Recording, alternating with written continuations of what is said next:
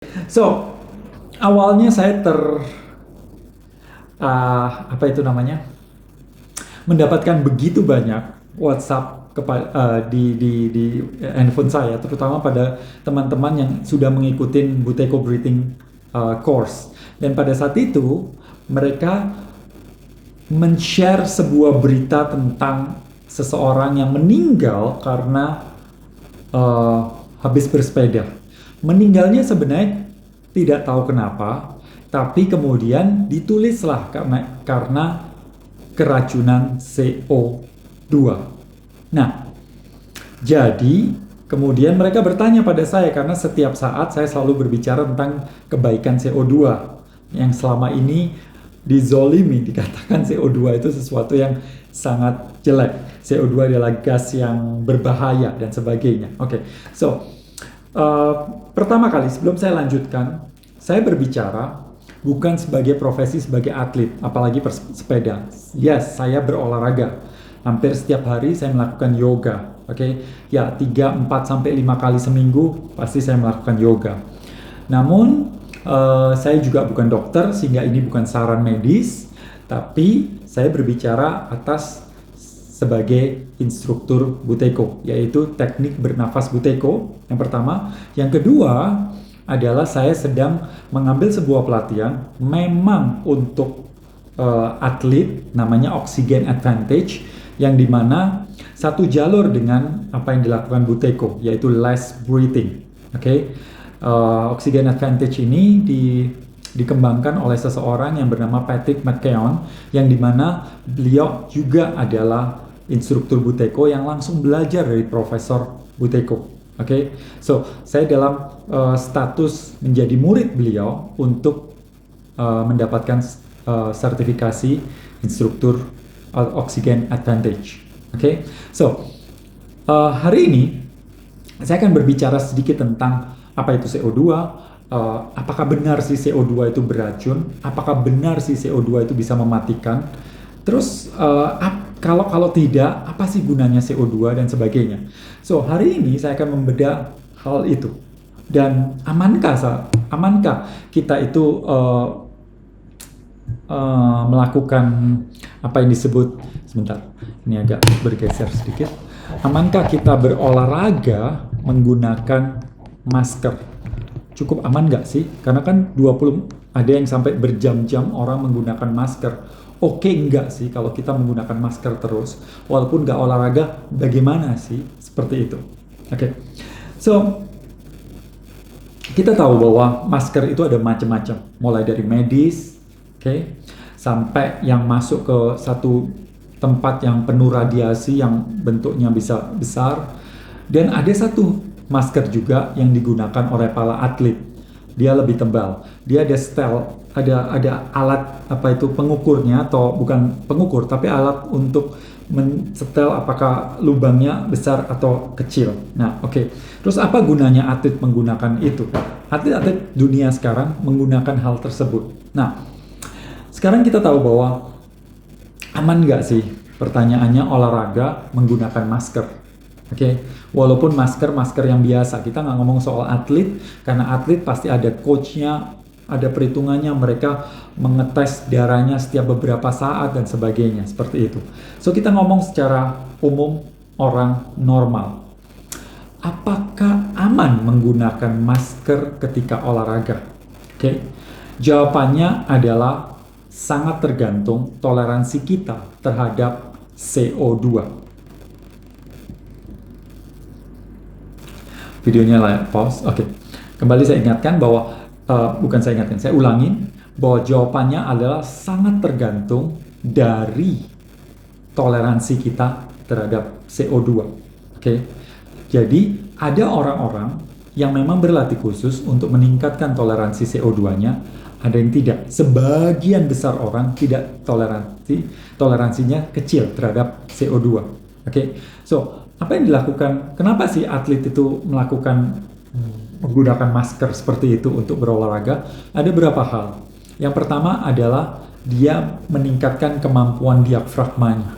Oke, jadi diafragma itu akan dipompa kuat atau dia bekerja bagus ketika dia merasa CO2-nya meningkat. Karena apa? Karena begini, yang mengatur sistem pernafasan kita itu bukan di paru-paru, tapi di otak, di medulla oblongata.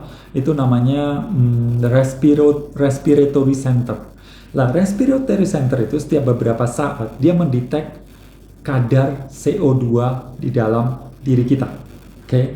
So, setiap kali dicek, yang dicek bukan O2 tapi CO2. Lah, kalau kita mempunyai tidak toleran terhadap CO2, apa yang terjadi begitu ada CO2 sedikit, maka dia meminta untuk si paru-paru, jantung, dan diafragma untuk memompa agar supaya mengeluarkan CO2 dan mengambil oksigen, seperti itu. Nah, ketika Anda mempunyai kemampuan untuk setelah belajar toleransi CO2-nya meningkat, maka apa yang terjadi? Maka kita mampu menyerap oksigen lebih tinggi. Oke, so saya akan memberikan lebih gambaran, lebih gampangnya bila ada papan di sini. Dan ini pertama kali, jadi saya agak nervous sih udah ngomongnya pertama kali berdiri, biasanya kan duduk ya. Kemudian ada papan yang dimana di sini dijelaskan beberapa hal. Oke, nah ini adalah CO2. Amankah CO2 ketika kita olahraga? Lagi-lagi, tergantung dari apa Anda toleran atau tidak toleran. Oke. Kalau Anda toleran terhadap CO2, maka apa yang terjadi? Tubuh Anda akan menyerap oksigen jauh lebih banyak. Nanti saya jelaskan kok bisa seperti itu. Tapi kalau Anda tidak toleran, apa yang terjadi? Anda, tulisannya jadi terbalik ya. Karena ini menggunakan mirror gitu ya. Oh my god, saya baru sadar hal itu. Terima kasih. Tapi gak apa-apa, nanti ini kan akan diupload lagi, semoga bisa kebalik lagi ya. Oke. Nah, kalau Anda tidak toleran, apa yang terjadi? Anda akan merasa pusing, lemas, seperti kehabisan nafas, bisa saja mual. Oke. Tapi jadi sebenarnya kalau ada yang mengklaim bahwa ada seseorang yang meninggal karena hypercapnia atau terlalu banyak CO2 waktu dia olahraga, rasanya itu kemungkinannya kecil sekali, walaupun saya nggak bisa bilang enggak. Tapi karena begini, karena sebelum terjadi Anda keracunan CO2 karena CO2-nya super banyak, maka orang tersebut akan mendapatkan apa? Pusing, mual, dan nggak mungkin Anda bersepeda terus dalam keadaan mual dan pusing, atau seperti ngap-ngap dan kehabisan nafas seperti itu. Oke? So, apa yang terjadi ketika Anda bernafas dan olahraga, maka CO2 di dalam tubuh Anda terbentuk, betul? Nah, itu harus keluar. Nah, tapi karena ada tamennya, maka sebagian CO2 akan masuk ke dalam tubuh kita lagi. Sehingga terjadi penumpukan CO2 yang lebih tinggi. Normalnya, kalau kita dalam keadaan rest, maka CO2 di dalam tubuh kita, bukan CO2, oksigen, saturasi oksigen di dalam tubuh kita, itu 95 sampai 99%. Oke. Nah, ketika Anda mulai bernafas dengan masker, apa yang terjadi? CO2 meningkat. Oke. Dan itu menurunkan kadar oksigen di dalam darah Anda. Dan di situ kemudian kalau kita tidak toleran terhadap CO2, apa yang terjadi? Maka kita akan pusing, mual, seperti kehabisan napas, ngantuknya luar biasa, dan sebagainya. Oke. Jadi jawabannya adalah aman atau tidak adalah tergantung kemampuan Anda. Apakah Anda toleran terhadap CO2 atau tidak? Saya mau bilang sebagian besar orang tidak toleran terhadap CO2. Kenapa? Karena memang tidak pernah dilatih kemampuan itu. Dan selama ini CO2 dianggap sesuatu yang buruk. Padahal kalau kita mau melihat ada begitu banyak benefit CO2. Contohnya adalah melebarkan pembuluh darah, vasodilator. Jadi dia melebarkan pembuluh darah. Jadi kalau kekurangan CO2 maka pembuluh darah itu nyempit. Tapi kalau ada CO2 dan gas yang lain yaitu NO yang diproduksi oleh sinus kita ini, dia akan membesar. Oke, sehingga peredaran darah menjadi lebih lancar. Oke. Yang kedua, meningkatkan penyerapan gula. Jadi kalau Anda mempunyai punya penyakit seperti diabetes atau bermasalah dengan gula darah dan sebagainya, maka kehadiran CO2 adalah akan membantu Anda dalam menyerap si gula itu ke dalam membran sel itu. Nah, yang ketiga adalah membantu kerja hormon, dan banyak sekali. Kalau Anda biasanya bernafasnya terlalu banyak, maka tubuh Anda terlalu alkaline. Nah, CO2 adalah menurunkan si pH darah sehingga menjadi lebih seimbang. Yes, ke distract sama suara bor, saya juga terdistract, tapi ini sebuah latihan yang luar biasa bagi saya, yang biasanya kalau ada dengar suara begitu, fokus saya akan hilang. Jadi bagi saya memaknai bahwa dia adalah guru saya yang sedang mengajarin saya untuk supaya tetap fokus belajar, fokus dalam keadaan yang kacau sekalipun. Jadi sebenarnya saya punya pilihan memaki-maki dia. Ini udah jam 9 di Bali dan mereka melakukan satu kegiatan yang cukup kencang gitu. Tapi di sisi lain saya mau mengambil makna bahwa mereka adalah guru saya yang muncul barusan. Tadi kenapa nggak ada, tiba-tiba jam 9 malam dia muncul ketika saya live gitu. Jadi saya pikir ini emang dia adalah representatif dari guru saya mengajar, Kobin. Kamu sekarang harus naik tingkat. Bagaimana keadaannya, kita perlu untuk fokus dan konsentrasi dalam keadaan yang apapun. Oke, good. Jadi kalau saya masih fokusnya kacau-kacau, maafin aja ya. Namanya juga pertama, pasti ada ini. Oke, thank you. Nah, itu yang terjadi. Sehingga apa yang kita bisa lakukan sebenarnya dalam kehidupan kita untuk meningkatkan kadar CO2 kita? Yang pertama adalah exercise, olahraga. Oke, olahraga di mana ketika olahraga kita membuat si CO2 ini meningkat. Tapi saran saya, kalau Anda olahraga, gunakan hidung.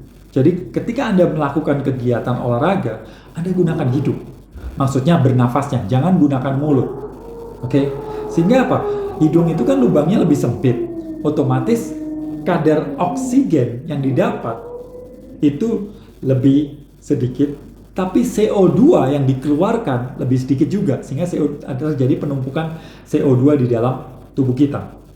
Nah, di beberapa kelas atau beberapa tempat olahraga, kalau Anda merasa bahwa belum waktunya saya pakai masker atlet atau masker yang untuk training gitu ya, Anda bisa gunakan micropore atau plaster micropore namanya. Itu ketika Anda berolahraga, Anda memasang plaster itu di mulut Anda, sehingga memastikan Anda bernafas menggunakan hidung sepanjang Anda latihan. Tapi tentu di Indonesia masih aneh banget kalau Anda jalan-jalan di luar kemudian pakai plaster. Tapi kalau Anda olahraga seperti saya di rumah gitu ya, yoga, atau Anda treadmill, sepedaan di rumah seperti itu, yang pakai sepeda statis, maka Anda bisa gunakan ini untuk mencegah kebiasaan nafas mulut. Performa Anda akan turun, tapi jangan khawatir, dia akan meningkat setelah beberapa saat. Nah, kalau Anda mau membuktikan ini, setelah Anda berlatih sekitar 2 atau 3 minggu, Anda supaya bisa objektif, Anda pakai treadmill contohnya. Oke? Dengan kecepatan yang sama, Anda cek detak jantung Anda. Ketika Anda menggunakan hidung, Anda cek lagi, setelah 2 minggu tentu menggunakan hidung, Anda cek lagi, kira-kira dengan kecepatan lari yang sama atau sepeda yang sama, detak jantung Anda berapa? Anda nggak bisa ngomong soal rasanya sama aja Pak, mungkin rasanya sama. Tapi pengalaman saya, mendengar begitu banyak teman-teman yang telah berlatih Buteyko dan berlatih nafas pakai hidung, nasal breathing, apa yang terjadi? Biasanya kalau dia 170 detak jantungnya, itu bisa turun sampai 135. Dan yang menarik adalah, biasanya kalau kita habis olahraga, kemudian kita ngecekkan jantung kita berapa lama kembali ke bawah 100. Jadi dari 170, kembali normal ke 80 contohnya, itu perlu berapa menit? Atau di bawah 100 berapa menit? Nah, ini yang menarik. Ketika Anda menggunakan nafas hidung, maka kecepatan untuk kembali ke di bawah 100 denyutan per menit itu lebih cepat. Oke, itu yang pertama. Yang kedua, ketika kita menggunakan hidung, adalah hidung kita ini itu ketika kita nafas, kemudian kita menarik lagi, ada sisa air yang ketarik lagi sekitar 42%, sehingga itu membuat kita lebih nggak gampang dehidrasi, ya. Apalagi kalau Anda berlari, keringat bercucuran, maka nge-save air dalam tubuh itu sangat penting. Oke? So, itu yang terjadi kalau kita menggunakan nafas hidung. Oke? Dan yang ketiga, yang paling penting adalah Pak, ekstraksi oksigen. Oke, loh Pak, apa hubungannya?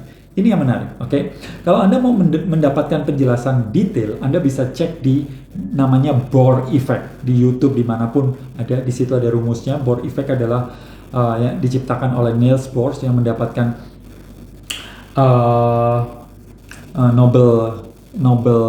penghargaan Nobel. Saya lupa tahunnya, tapi Niels Bohr mendapatkan Nobel pada saat itu penelitiannya tentang O2 dan CO2. Bagaimana O2 terserap di dalam sel kita. Jadi begini. Jadi ketika kita menarik nafas, kita tahu bahwa komposisi O2 di dalam udara kita itu 21%, banyak banget. Sementara komposisi CO2 itu sekitar 0,037. Jadi sangat-sangat sedikit komposisi CO2, ya. Sementara di pada paru-paru kita, di alveoli itu, kalau bisa idealnya range CO2 itu adalah sekitar 5,5 sampai 7%, 7,5%, ya. Kalau tekanan merkurinya sekitar 40 mmHg. Lah, CO2 ini menarik Bapak Ibu. Kalau kita mau keluarkan itu gampang. Satu kali kita mendesah, kita mengeluh gitu ya, gitu. Itu turun sekitar tekanannya sampai 2 mmHg, ya, tekanan merkuri. Nah, itu lumayan. Sekali mendesah kurang 2. Nah, kalau kita sering-sering mendesah, itu turunnya banyak banget, gitu ya.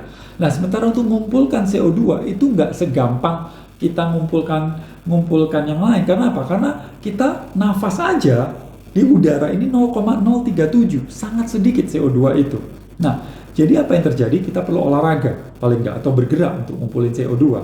Tapi ketika bergerak, otomatis kita juga nafasnya banyak, sehingga keluar juga. Betul? Nah, kembali lagi, kenapa kok CO2 kok malah mengekstraksi oksigen di dalam sel kita? Nah, ketika kita menarik nafas, kita mendapatkan 0,037 CO2. Ketika kita menghembuskan nafas, CO2 keluar 4,4%. Lah, kalau Anda nafasnya cepat tanpa olahraga, seperti ketika seseorang stres, apa yang dilakukan? Dia bernafas cepat.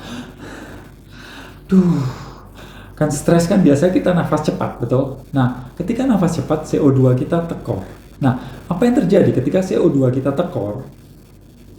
Maka di dalam darah kita itu oksigennya banyak, tapi CO2-nya sedikit. Nah, bagaimana kita bisa tahu? Biasanya kita ngecek pakai namanya oximeter. Nah, ketika itu meningkat, O2 itu meningkat, CO2 itu nurun, hubungan antara Hb, hemoglobin, dan O2 itu lekatnya luar biasa. Kencang sekali. Maka apa yang terjadi? Oksigen tidak bisa didistribusi ke dalam sel. Nah, yang membuat si oksigen ini renggang adalah kehadiran CO2. Kalau Anda olahraga, adanya CO2 dalam tubuh, Anda nafas cepat, masih oke. Karena apa yang terjadi? CO2-nya banyak. Tapi kalau seandainya Anda keluarnya lebih banyak juga, napasnya banyak banget, apa yang terjadi? CO2-nya drop. Maka oksigen tidak masuk ke dalam sel. Nah, jadi kalau Anda menggunakan nafas hidung, maka Anda akan membuat CO2 di dalam tubuh menjadi lebih banyak, sehingga oksigen lebih masuk ke dalam sel. Kalau penjelasan ini agak sulit untuk diterima, jangan khawatir, Anda lakukan aja dan Anda rasakan. Bila Anda bernafas dengan hidung, atau bernafas dengan mulut ketika Anda lari atau melakukan kegiatan apapun. 1-2 minggu pertama performa turun. Tapi Anda bisa lihat setelahnya, capeknya, rasa setelah olahraga, dan sebagainya. Anda bisa lihat. Itu yang pertama. Jadi yang pertama, bagaimana cara meningkatkan CO2 dalam tubuh kita? Anda harus rajin olahraga. Yang kedua adalah breath work. Breath work artinya Anda berlatih nafas untuk meningkatkan CO2 di dalam tubuh. Oke. Well, apa yang saya lakukan adalah breath work selain olahraga juga. Karena breath work akan jauh lebih cepat untuk meningkatkan itu. Karena apa? Karena ketika Anda berlatih nafas seperti Buteyko atau Oxygen Advantage, apa yang terjadi? Anda seperti diletakkan di 2000 atau 3000 meter di atas permukaan laut. Oke.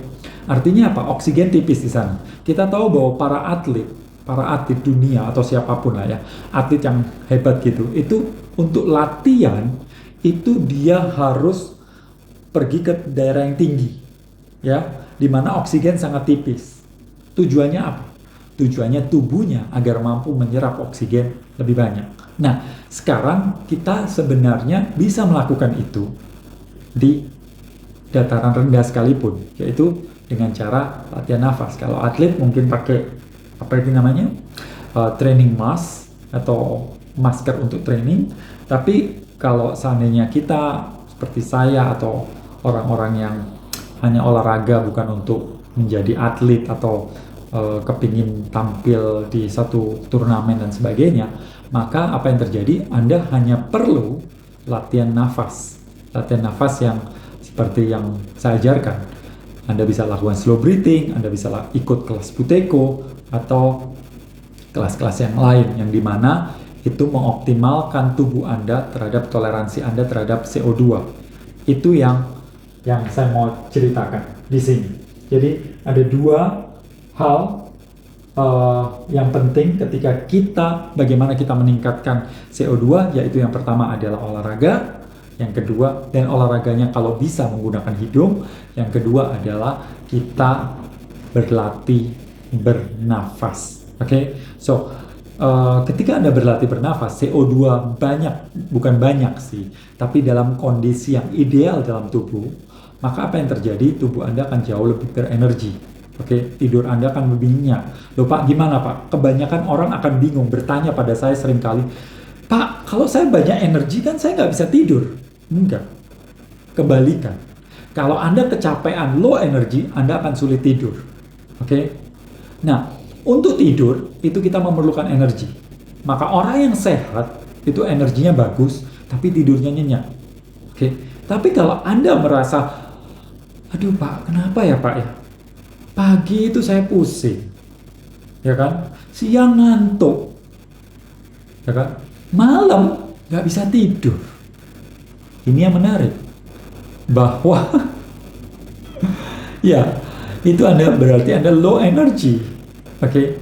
Kalau Anda pagi bangun segar, kemudian siangnya tetap berenergi, malam Anda tidurnya pulas, berarti good energy, ya. Jangan kebalik ya. Jadi kita perlu untuk meningkatkan energi. Bagaimana caranya? Banyak. Tapi menurut saya daripada Anda ngerubah pola makan, ngerubah pola pikir, ngerubah pola-pola yang lain, menurut saya core-nya adalah ngerubah pola nafas. Karena dengan nafas, Anda akan jadi fokus, tenang. Dengan Anda merubah nafas, makan Anda menjadi lebih sedikit. Oke? Dengan Anda nyamil jauh lebih sedikit. Dengan Anda merubah pola nafas, tidur Anda akan menjadi lebih nyenyak. Dengan Anda merubah pola nafas, energi Anda meningkat. Jadi daripada kita bukan saya nggak bilang bahwa olahraga bukan nomor satu ya. Jadi karena apa? Karena olahraga kita cuma 1 jam sehari, paling 2 jam bagus banget. Makan 3 kali sehari. Kalau dirubah efek, tapi efeknya nggak sekeras kalau kita merubah nafas. Karena ketika kita melakukan nafas, kita mengubah sepanjang hidup kita. Ya, dari mulai lahir sampai meninggal, satu-satunya yang digunakan oleh kehidupan kita apalagi? Yaitu bernafas. Tidak ada lain. Satu-satunya selalu kita gunakan bernafas. Jadi ketika kita merubah pola nafas kita akan merubah seluruh sistem yang ada di dalam tubuh kita. Oke. Dan kemudian apa sih hebatnya nafas? Begini. Anda tahu kan bahwa tubuh kita itu ada sistem yang kita tidak bisa, bukan nggak bisa, tapi dia bekerja secara otomatis. Oke, contoh detak jantung Anda. dia bekerja otomatis, ya kan? Melambat dan cepat itu ada sistem yang ngatur. Otak Anda cepat atau enggak siapa? Sistem Anda. Oke, sistem yang ada di kepala Anda, atau sistem hormonal, sistem pencernaan, itu kan semua kan sistem-sistem yang bekerja secara otomatis. Namanya autonomic nerve system, sistem syaraf yang bekerja secara otomatis.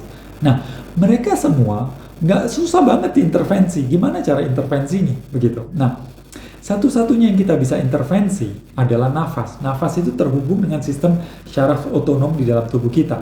Nah, kalau saya lagi ngobrol seperti ini, saya tidak mengintervensi, dia otomatis berjalan. Tapi ketika saya mau mengintervensi, maka dia ikut dengan kita. Nah, ketika saya mengubah pola nafas saya, maka apa yang terjadi? Detak jantung saya akan turun. Oke? Air liur saya menjadi banyak. Ketika saya merubah pola nafas saya, pencernaan saya menjadi lancar, enzim bisa keluar. Detak otak saya yang tadinya cepat menjadi lebih lambat. Oke, so saya bisa mempengaruhi sesuatu yang tadinya susah untuk dipengaruhi. Oke, nah itu lewat apa paling gampang? Lewat nafas.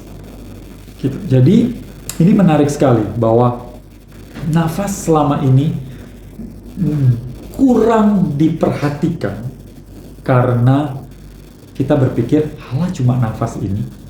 Tapi akhir-akhir ini, para atlet dunia, sebelum dia meningkatkan kemampuannya dengan cara yang lain, dia menggunakan nafasnya untuk mengejar sesuatu yang lebih baik. Maka itu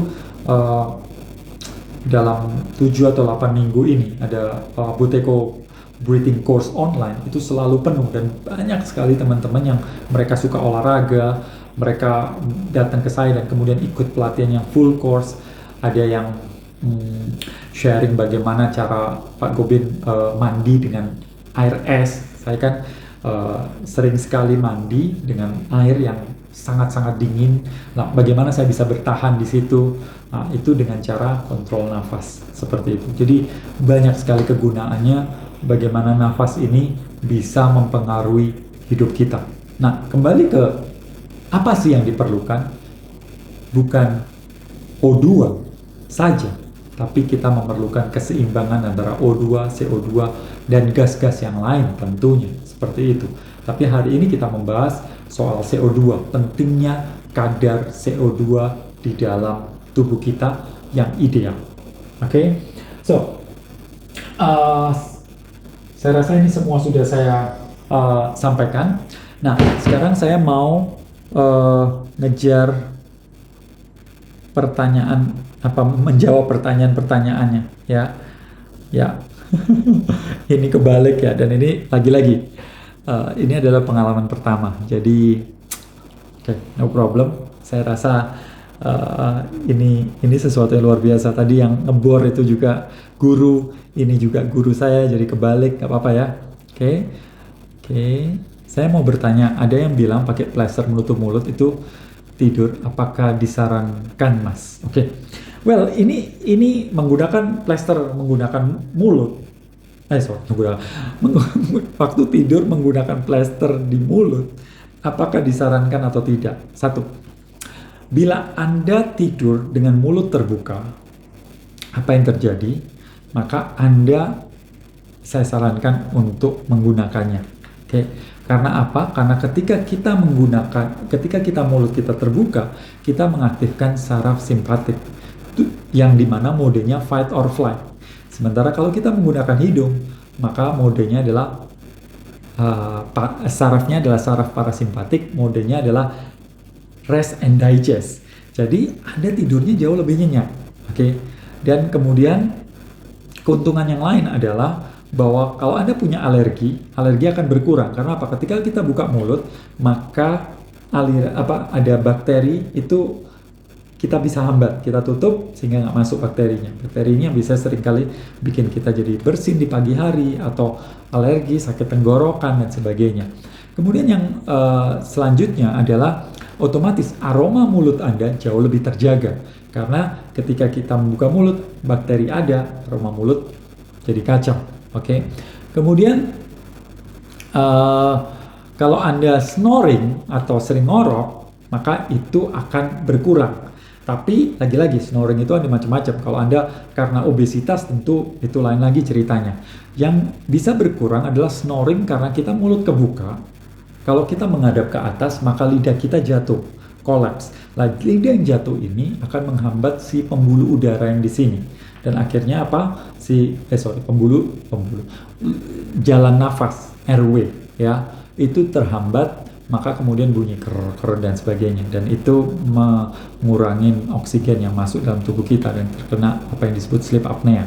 Nah, tapi bagi beberapa orang yang memang punya masalah kesehatan seperti sleep apnea karena mungkin masalah rahang atau ada masalah kesehatan di sekitar apa itu namanya, tenggorokan, kemudian atau Anda mempunyai masalah obesitas dan kemudian sering terhambat karena itu, maka tentu Anda perlu pergi ke dokter Anda untuk bertanya hal itu.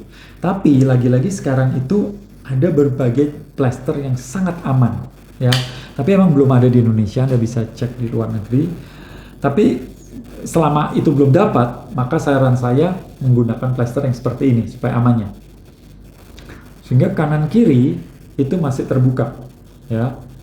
Oke, bila Anda ini total buntu, maka Anda masih tetap bernafas dengan hidup. Oke, tapi kalau Anda nggak punya masalah dan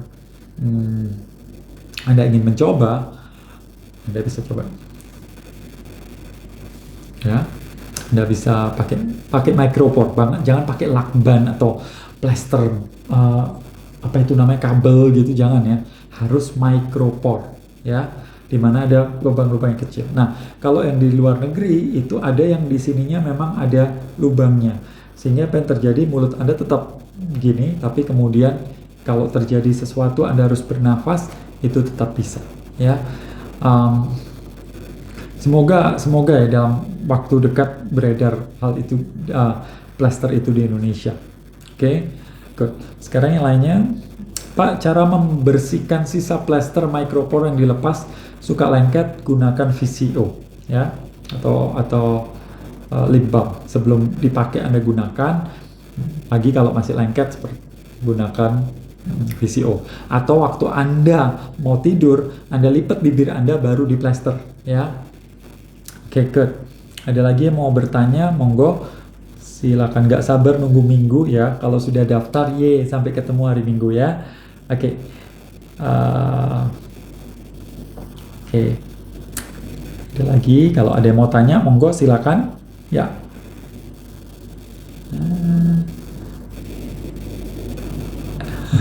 Ada yang bilang kalau nanti waktu melihat dihadapin kaca aja gitu ya.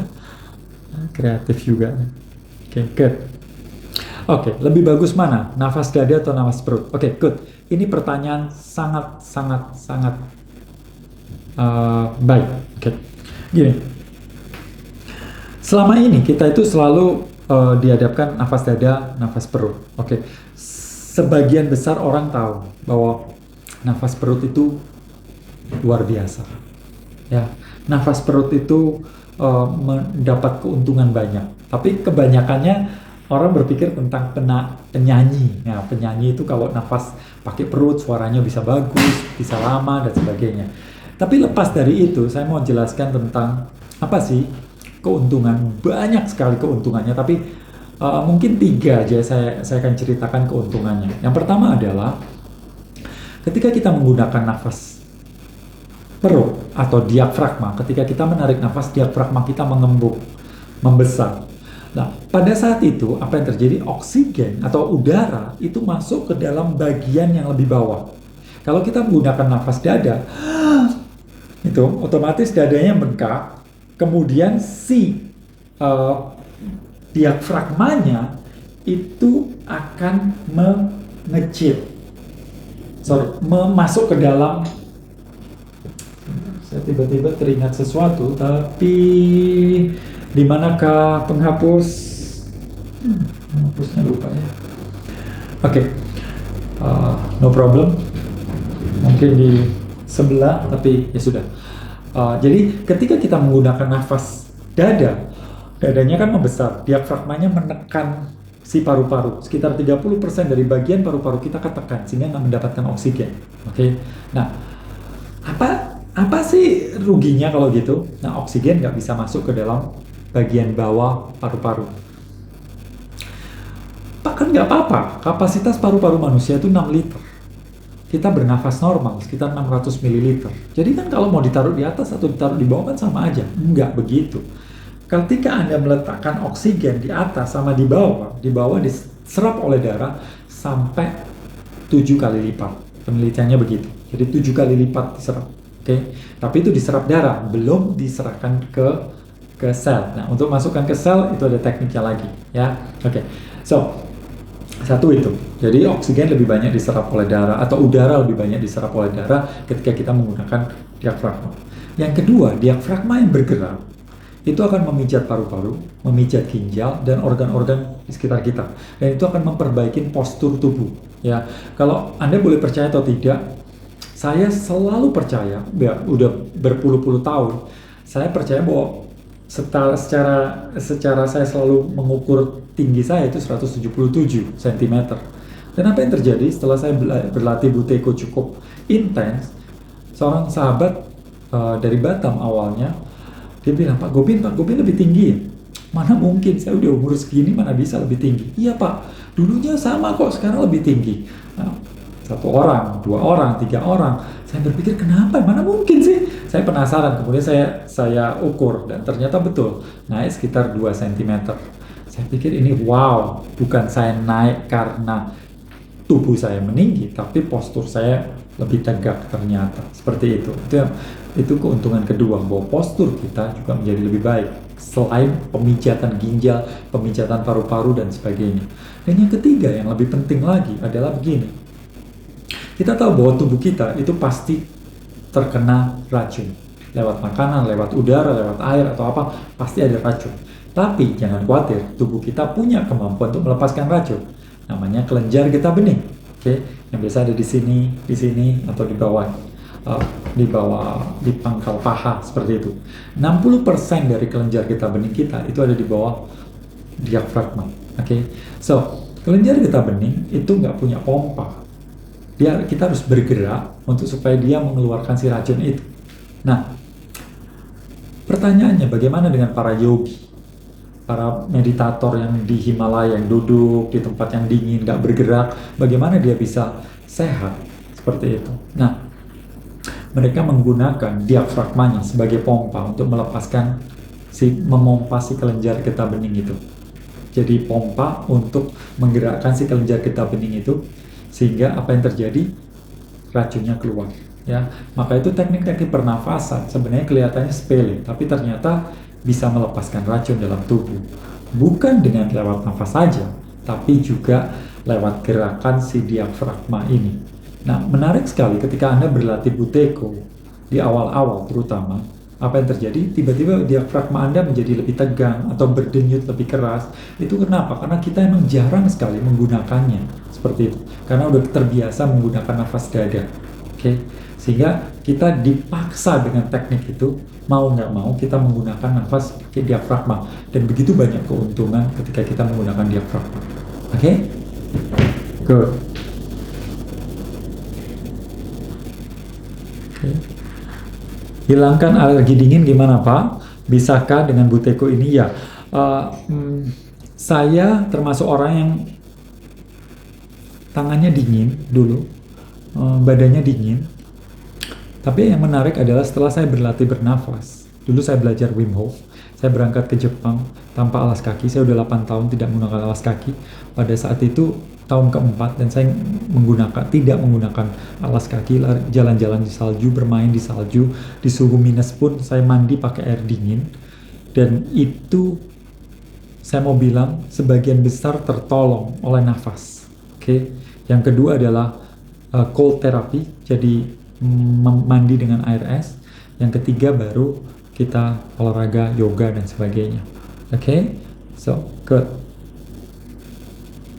Oke, saat latihan 4 nafas 4 detik dan 4 detik tarik, 6 detik lepas dan kepala kesemutan, apakah itu wajar? Oke, so ini yang menarik.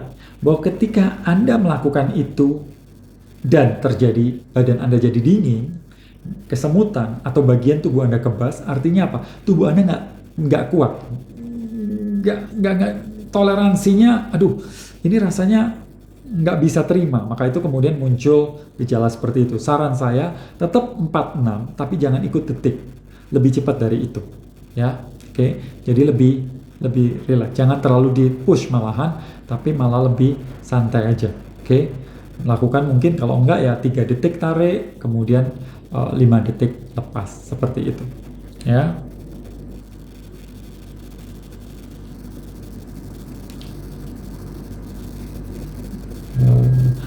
Melakukan breath very breath very little itu tidak hanya diajarkan ketika Anda mengikuti Buteyko kelas, ya, karena itu berbahaya kalau nggak ada pendampingan. Maka itu kenapa kalau ketika Anda mengikuti Buteyko breathing itu mengisi form kesehatan, ya.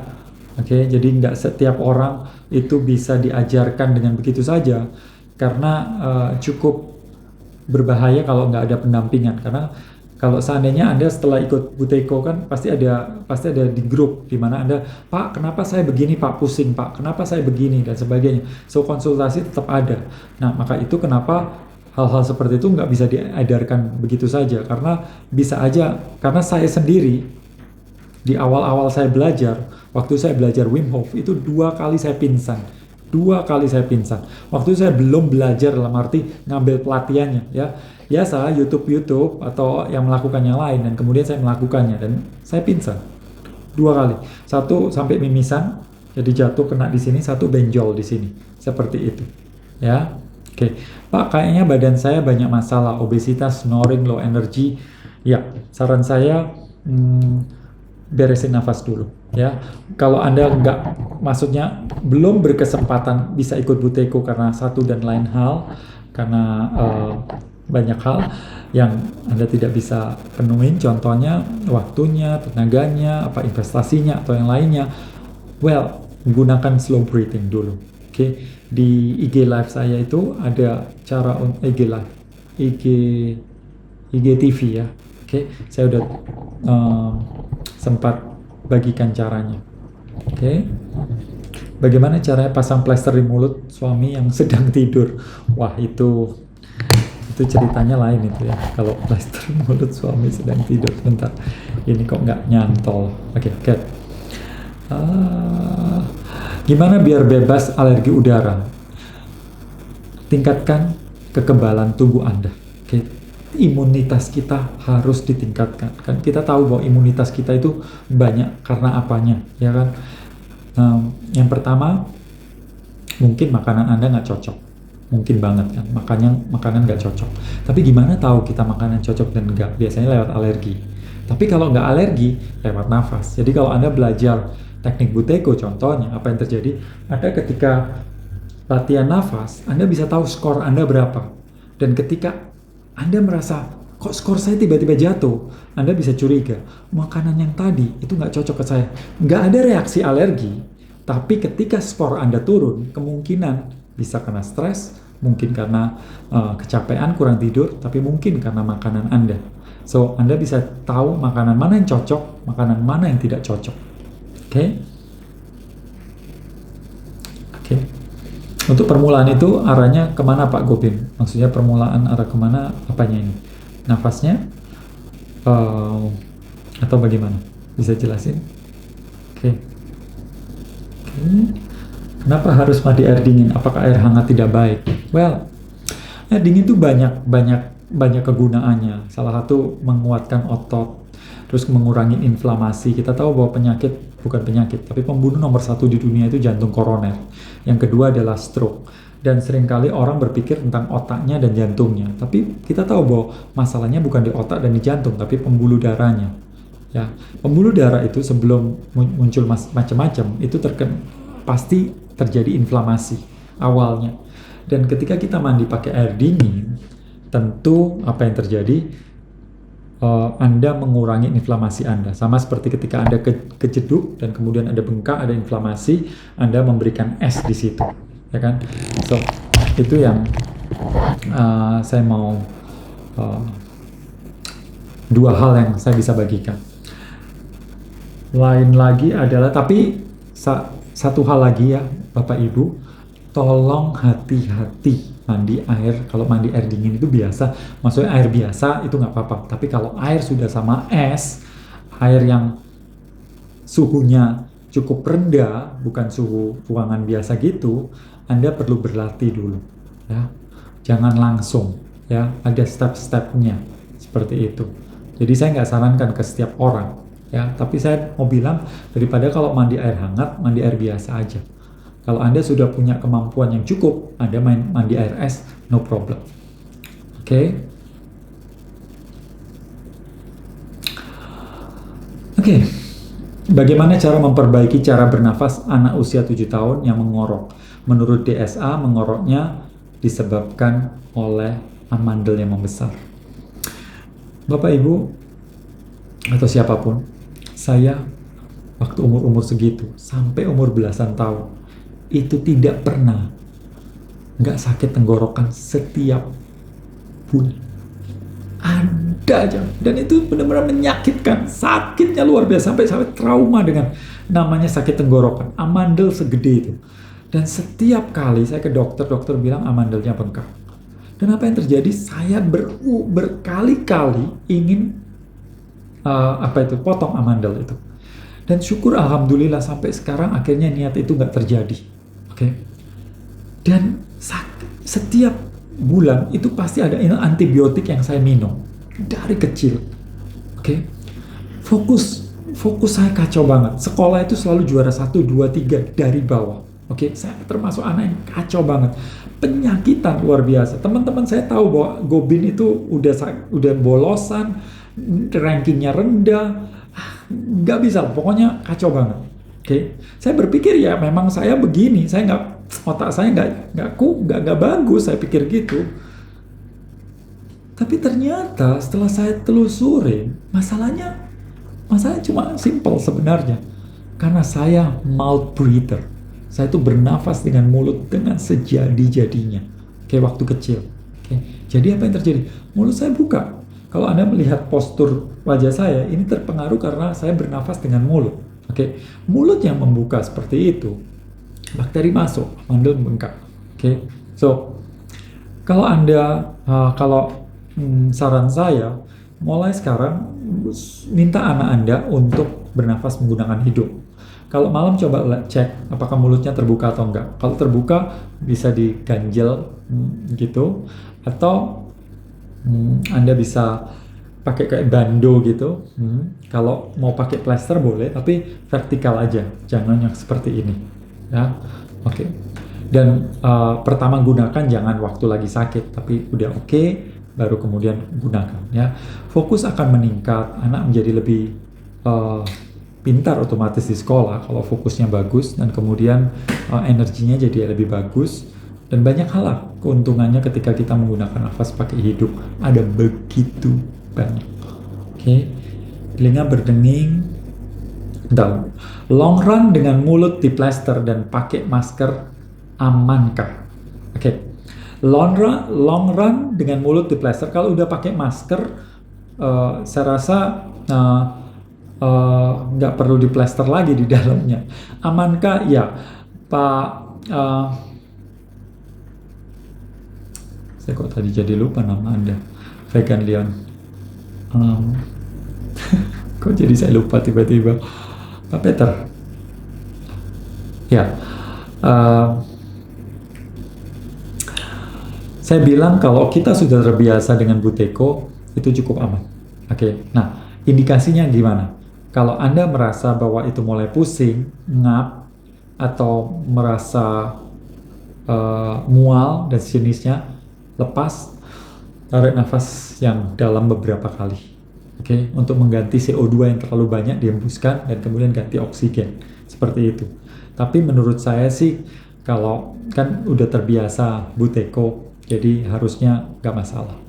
Ya, Dicoba aja dulu. Mungkin nggak long run langsung, tapi step by step. Oke. So, yang lain lagi, apakah beda nafas Buteyko dengan nafas yoga? Well, beda banget. Sebagian besar dari yoga yang saya tahu, para guru yoga itu meminta kita nafas dalam-dalam ketika melakukan yoga, sementara Buteyko tidak. Yang kedua, nafas pranayama di yoga adalah digunakan hanya untuk saat itu, ya, seperti bastrika atau kapal beti digunakan pada saat itu. Sementara Buteyko adalah teknik yang dimana kita diminta untuk berlatih agar pola nafas kita sepanjang hidup kita itu berubah dari yang boros menjadi irit. Oke, so Anda boleh tetap melakukan bastrika, Anda tetap boleh melakukan kapal beti atau ujjayi breath atau apapun, itu oke-oke aja, nggak ada salahnya dengan itu. Tapi cara nafas Anda akan berubah ketika Anda mulai belajar Buteyko dan berlatih secara intens dalam 1 bulan. Nah, setelah intens 1 bulan, Anda tinggal maintenance. Ya, bagaimana di maintain 1-2 kali latihan per hari 10-15 menit, that's enough. Oke, so itu bedanya, ya. Oke, good. Apakah ada lagi? Mungkin Pak Gobin, kalau nafas 46 itu nafasnya pakai pernafasan perut atau dada, jangan mikirin itu dulu, nggak usah dipikirin, ya. Karena apa? Kalau kita menggunakan hidung, kecenderungannya kita akan menggunakan, ketika kita nafasnya pelan, kecenderungan kita akan menggunakan nafas perut, ya. Jadi nafas yang baik adalah slow, pelan, nafas normal kita, ya, slow. Yang kedua light itu nggak penuh, yang nggak banyak-banyak. Saya selalu ingat petua Nabi Muhammad, berhentilah makan sebelum kenyang. Oke, jadi ada rasa lapar terus dipertahankan. Oke, so kita juga perlu seperti itu. Makanan yang paling banyak di dalam tubuh kita adalah nafas, karena kita gunakan terus, ya. Jadi jangan penuh-penuh. Kemudian yang ketiga adalah deep.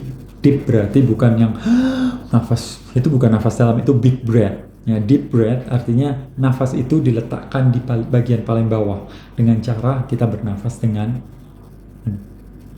dada. Dengan perut. So,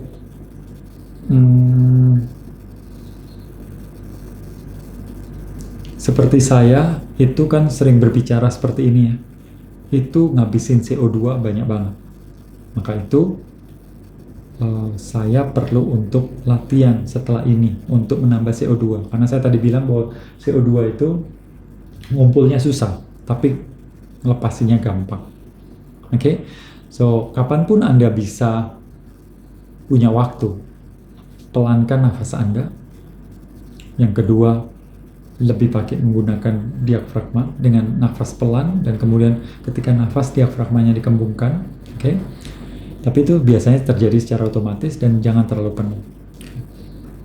Kemudian kalau Anda olahraga, saran saya tetap menggunakan hidung, ya. Jangan fokus pada performa dulu, tapi fokus pada kebiasaan nafas pakai hidung. Itu digunakan sepanjang hari. Sewaktu Anda tidur pun Anda gunakan plester. Ketika Anda mulai olahraga juga menggunakan nafas hidung. Ketika Anda lagi melakukan aktivitas, gunakan nafas hidung. Itu. Anda akan mendapatkan begitu banyak manfaat, ya. Bila Anda merasa berkenan dan merasa cocok, Anda bisa ikut Buteyko. Tapi kalau enggak, jangan paksakan diri Anda. Anda latihan dulu, rasakan manfaatnya, dan kemudian kita bisa bertemu lagi dan ngobrol-ngobrol lebih dalam lagi. Saya senang sekali bisa berbagi, dan semoga semakin banyak orang yang mulai sadar sesuatu yang selama ini diremehkan, yaitu nafas.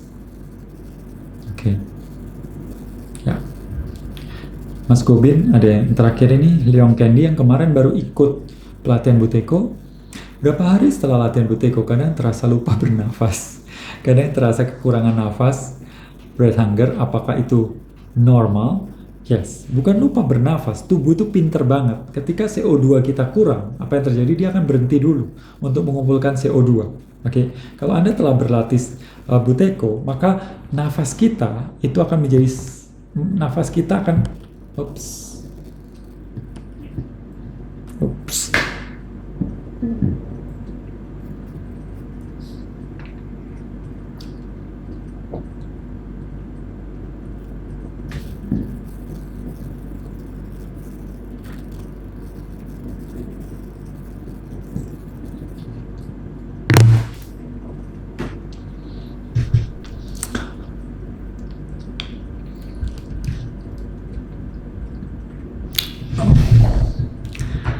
Baik teman-teman, ternyata waktunya juga sudah mepet sekali, kita udah 1 jam nggak terasa, dan terima kasih atas kehadirannya untuk hadir dan nonton acara ini, dan semoga suatu hari kita akan bertemu di kelas tatap muka atau di online Buteyko Breathing Course.